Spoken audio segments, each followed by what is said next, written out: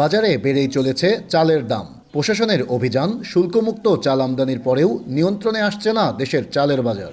কুষ্টিয়ার বাজারগুলোতে গত এক মাসে 3 দফায় চালের দাম কেজিতে বেড়েছে 5 থেকে 6 টাকা। সরু মিনিকেট চালের দাম কেজি ঠেকেছে 80 টাকায়।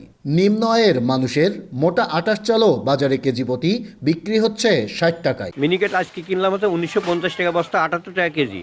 আমরা এখন এতদিন 78 বেচছি, আজকের থেকে 80 টাকা করে বিক্রি করব। কাজলতা এবং 28 যথাক্রমে 70-60 এইভাবে বিক্রি হচ্ছে।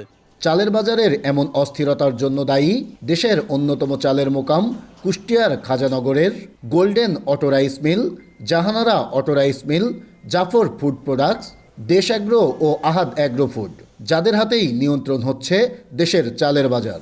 নিয়ম নীতিকে তোয়াক্কা না করেই এই মিল মালিকরা খেয়াল খুশি মতো বাড়াচ্ছেন দাম, লুটছেন অস্বাভাবিক মুনাফা। এবার যে ক্রাইসিস সংকট সৃষ্টি হয়েছে সেটা মিল থেকেই চালের দামটা বাড়তি হচ্ছে, বিক্রি হচ্ছে, যার ফলশ্রুতিতে ওই সব দিকের বাজারেই অস্থিরতা দেখা দিচ্ছে। ধানের দাম কতটুকু বাড়লে চালের দাম কতটুকু তারা বাড়ায়, এটাই এক পর্যন্ত উপযুক্ত হিসাব মিলালারা দিতে পারে। তবে এ বিষয়ে অভিযুক্ত মিল মালিকরা কথা বলতে রাজি না হলেও গোল্ডেন রাইস মিলের ম্যানেজার বলছেন, কোন মিল কী দামে চাল বিক্রি করছে তা জানা নেই তার। বেশি দামে ধান কেনার কারণেই তারা চাল বিক্রি করছেন বেশি দামে।